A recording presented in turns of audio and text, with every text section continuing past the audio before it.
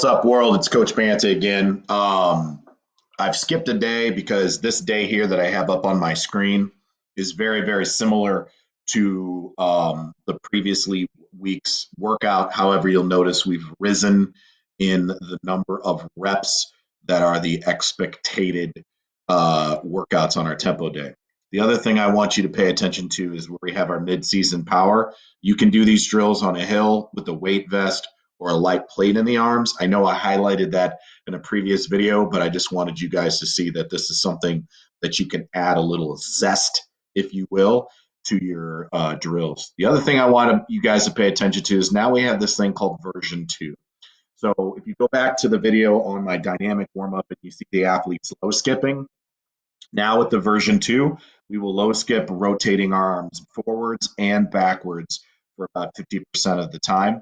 Additionally, on the walking part, we will go 1 step, 2-step touch, 2 steps, 3 steps touch, and alternate legs as we touch down with a straight leg towards our toe, trying to open up that hamstring and that posterior chain. The other thing I want you guys to pay attention to is we do have an extended cool down, but we're doing that on the bike or the row machines or an elliptical. Distance running, we have an aerobic day.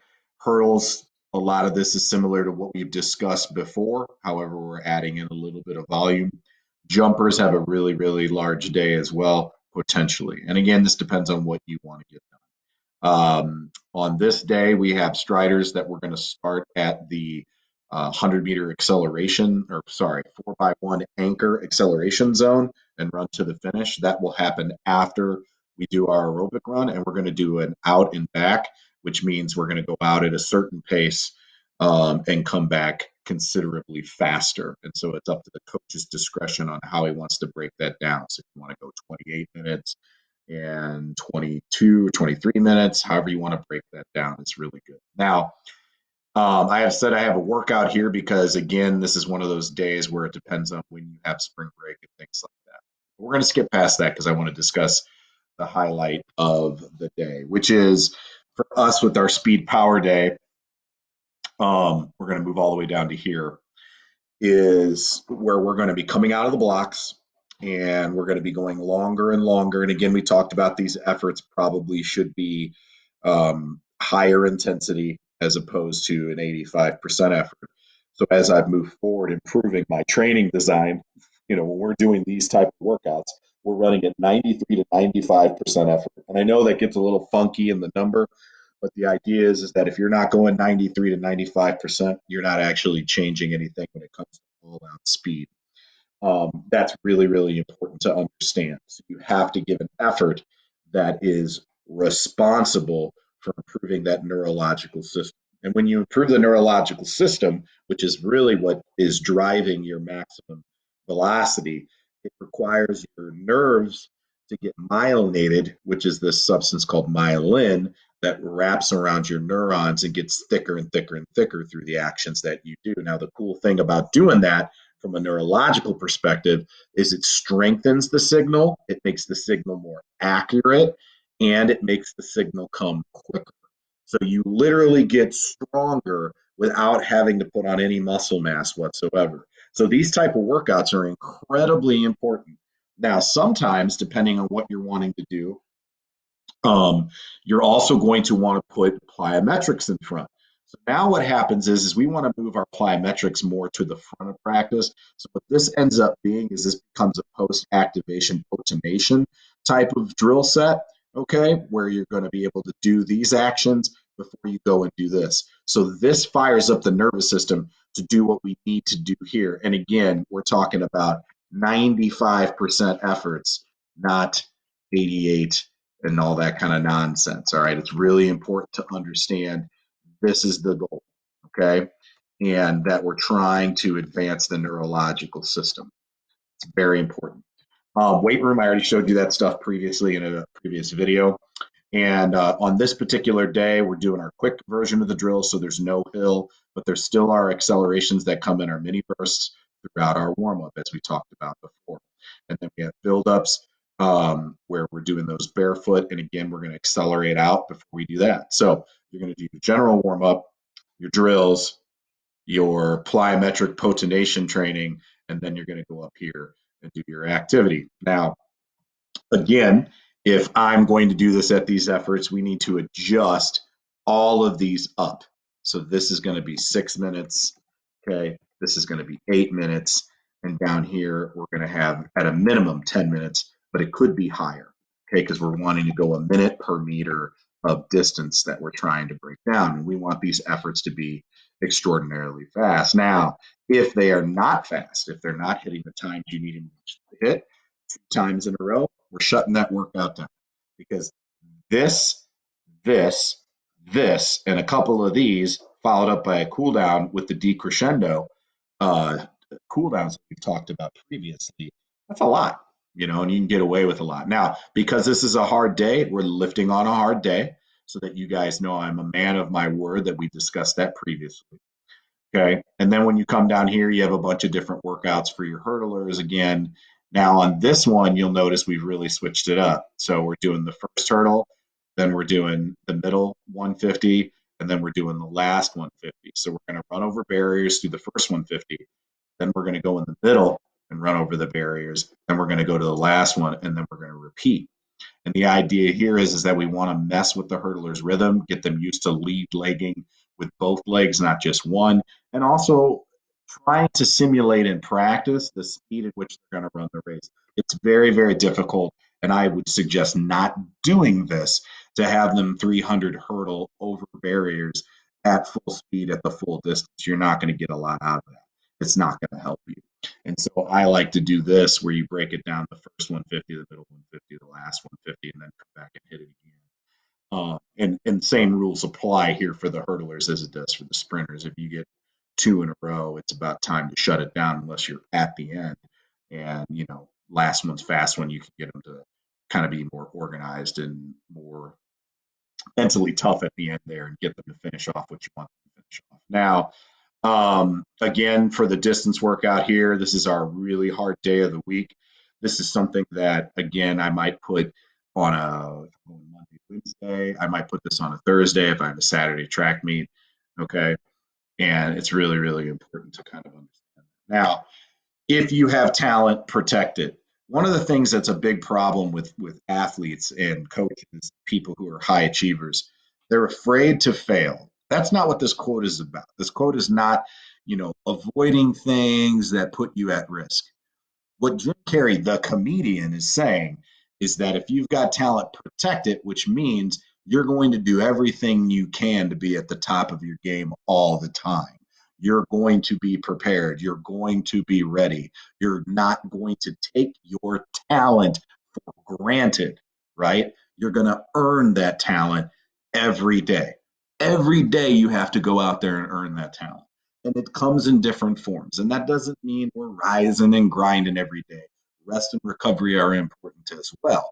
But on the days that we choose to get after it, like a workout like I just showed you up here, we better be getting after it, because this is a tough day. This is an explosive day. This is a hard day, and we're going to get after it. And again, your themes need to link up with what you're trying to do on or off the track, depending on if it's the jumpers workout, the sprinters workout, the hurdlers workout, or the distance runners workout.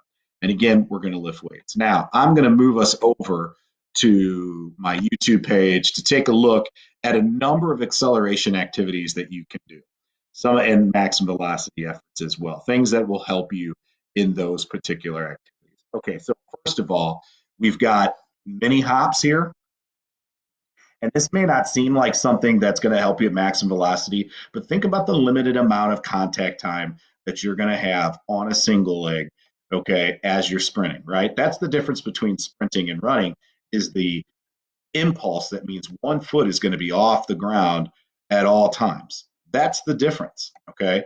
One foot's off the ground. So this is getting us used to running at full speed and getting that very important toe off, and really working on what I call the trigger of the leg, which is the big toe and the foot and ankle complex that's down there. Okay, a very, very, very important drill, even though it seems very simple. That helps at maximum velocity. Okay, then when we're looking at some of our other workouts, we have wickets. Now, this is not the best execution of wickets. You can look up wickets all over the place. But again, when you're trying to open up a runner's stride and force them to be over, wickets are a really good activity to force the athlete. I'm going to show this to you at full speed. To force the athlete to get their knees up, to get that ankle up to the butt and run in proper mechanics. And you'll see she literally goes more upright, as she comes to the barriers. Boom. And you can see the shift in the hips right there. Now, if I'm going to be challenging an athlete here, we're going to open this up and make this much larger because, again, she's really relatively short in her stride. But you guys can go and look up wicket drills. It's a really good activity as you open up those barriers more than I had her to get the athlete to cover more ground, to get the foot up to the butt, to get the knees up high, and to bring that foot this way. So again, another drill and activity you can do to improve maximum velocity running. And again, you'd want to come in there at a much faster speed and you'd want to open that up even larger than we had for her there. All right, I call these the Latif hurdle pushes, but supposedly they've come from somewhere else. If you don't have a sled or you don't have a machine or some kind of contraption, all you got to do is find a hurdle and a track. And this works really great in keeping your back flat, pushing down the track. It's a really, really awesome activity to do. And again, something that works really great when you're trying to teach acceleration position. And you can do it for a lot of athletes, especially if they're having a hard time getting that really big and powerful lean. And the thing that I love about this is the push, right? You see the push, push, push, push, push, push, push. And it's just enough resistance where there's something to do. But at the same time, we can get a nice big toe off, nice explosive front side, and be very pulsy and pushy off the ground, which is what we want to see in acceleration. And especially if an athlete has a real hard time in this position, it's like they go 1, 2, 3 and they pop up. This is something that could be kind of a go between to get them used to being in this position and push, which then will translate to a real push without that barrier in front of them. So I really like that one a lot. It's again, I don't know who takes credit for that, but it's an awesome one. The other one we do is a standing falling start. So we'll lean out as far as we can and to get a real good lean at the ankles and at the toes. And one of the things I like to do is I always start my athletes hips tall, right? Shoulders tall, ankles tall. So you'll always see when my athletes get into drills, we get into that position, obviously without the lean. But that's the position we start every drill. And then she does a good job of pushing out and exploding out.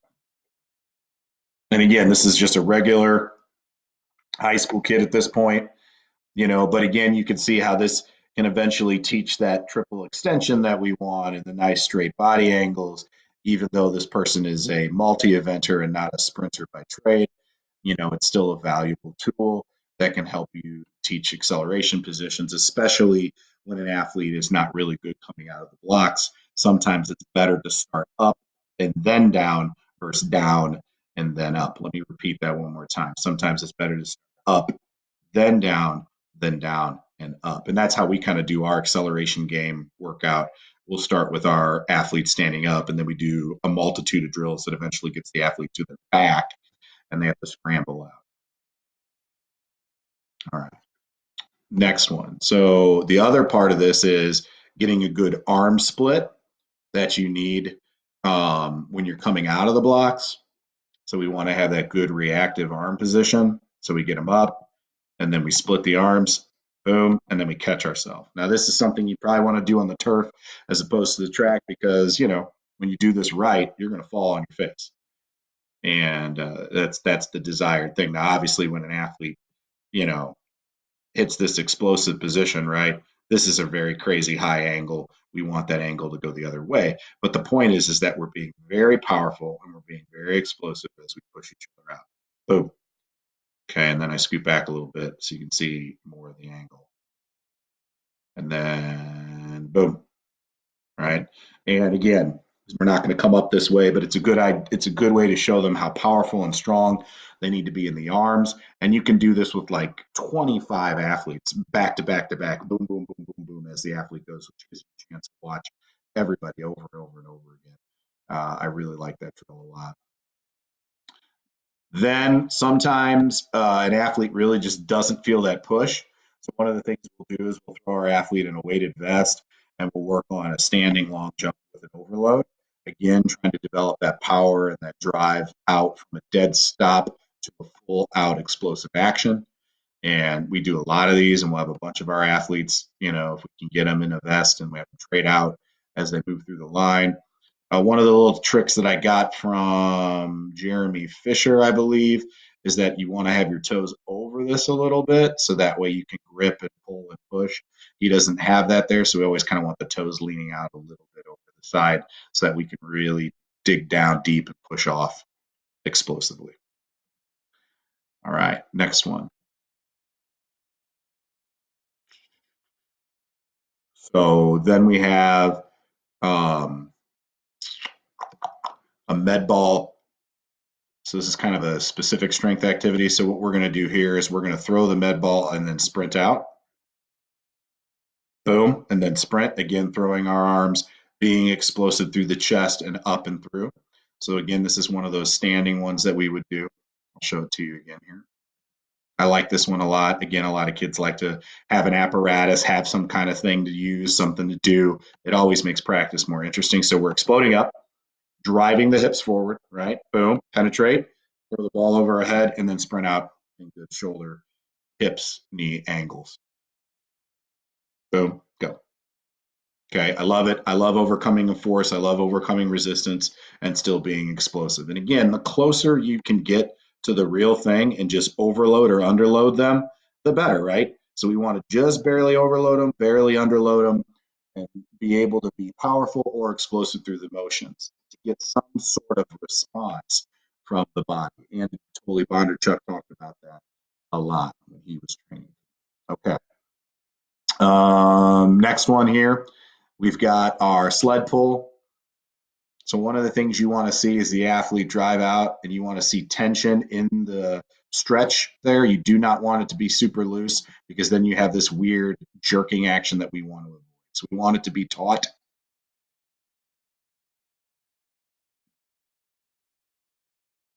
And again, we're driving out. Now, I don't know why he's got that t-shirt on his chest. I guess he was just a little bit. And again, that's only 25 pounds. It's not super heavy that he's got on the sled at that moment.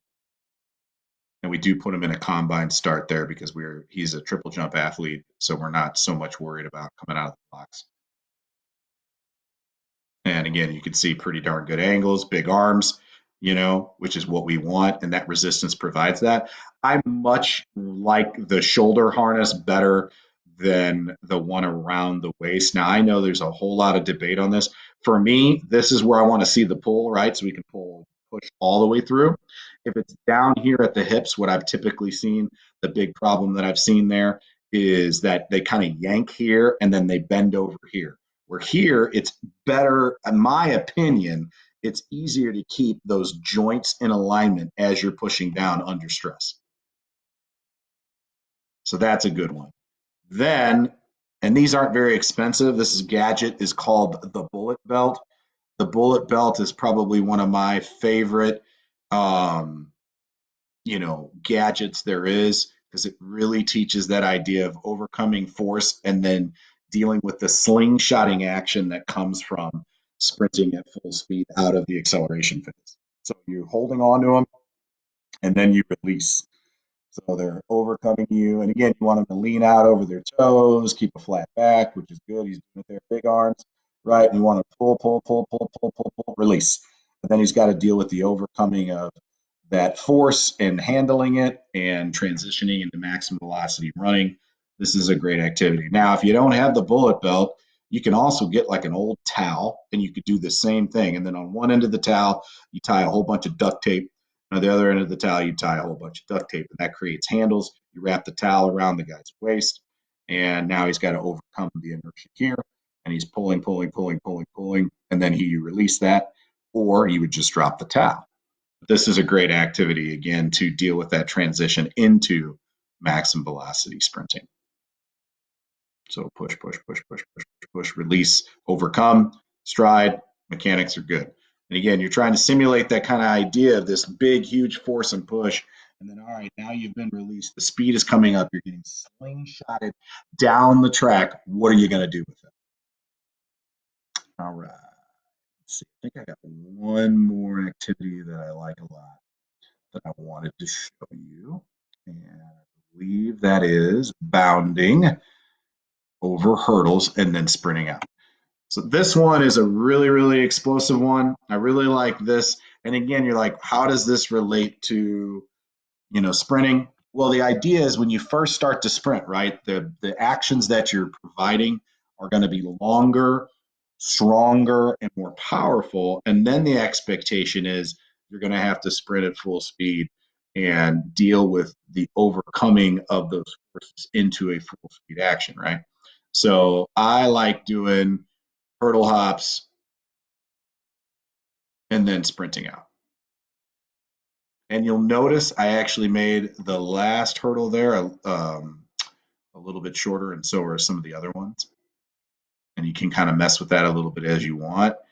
But I like the sprint out of the back, so it's like this big push, push, push, push, and now we're going to sprint. And now what's interesting about this is if you think about it, right? So we got 1, 2, 3, 4, and 5. And typically, sprinter is going to be measured on their drive phase by how far and how fast they can get in 7 contacts. So here's what we're trying to do with that. We're trying to get those contacts out. So we got 6 contacts and then we're sprinting, right? So we want to be explosive for about 6 or 7, and then we want to be fast, right? And so that's that idea that, again, you're kind of blending some of the skills. It keeps it interesting. It makes it fun. The athletes really like it and enjoy it. And, it's something that we spend a lot of time doing in the regular season with our speed power athletes. Okay. Last one. We got our 30-meter fly video. I'm not going to show you everybody because it's just not worth it. But here again, we've got one of our better athletes. And so what we're trying to do is that you want them to run at full flight, full speed, and you want them to open up. But you've got to give them an acceleration period as well. And one of the things that a lot of people screw up on when they're running a 30-meter fly is they don't come in fast enough. They only run fast like 3 steps away from whatever barrier, line, landmark you set up. And it's really important for them to understand for that flying 30 to be done correctly, you've got to be bringing it. If it's a 30-meter acceleration zone, a 20-meter acceleration zone, you've got to be bringing it right away for that athlete so that they can get the right time and they can get what they get out of it neurologically, because if you don't do that, it's going to be a problem. All right, so in review, we've got a speed power day here, okay? You got to have these efforts higher up. You saw me correct that. We talked about the little tweak in the warm-up that's a little bit different. We're going to do some potonation stuff, activation potonation stuff here before we go into our stuff. So we're going to kind of what I like to call prime the athlete for the activity we're going to have them do here. And then we're even going to cool down, reversing it. So we've got an explosive beginning, an explosive middle, and an explosive end. And then tough days are tough. We're going to go into the weight room as well. And then same thing for the other workouts we have down here, and another pretty intense day that, again, this would be a VO2 max type workout where we're going to be trying to go 1-to-1 or just a little bit under 1-to-1 to get after it. And remember, you protect your talent by working hard, rising and grinding when you need to, resting and recovering when you need to, and doing everything you can to be ready and prepared and leave no stone unturned. All right, guys, if you have any questions or comments, please leave a message below. If you like these type of videos and are interested in seeing more, I've posted a bunch of these on my Facebook page, but it's probably easier for the regular folks out there to go to my YouTube page, Phantasmo 1978. And you can also pick up my book, The Sprinter's Compendium, that has a ton of information on my philosophy and why I put these things together. I love you guys. We'll talk to you soon. Peace out.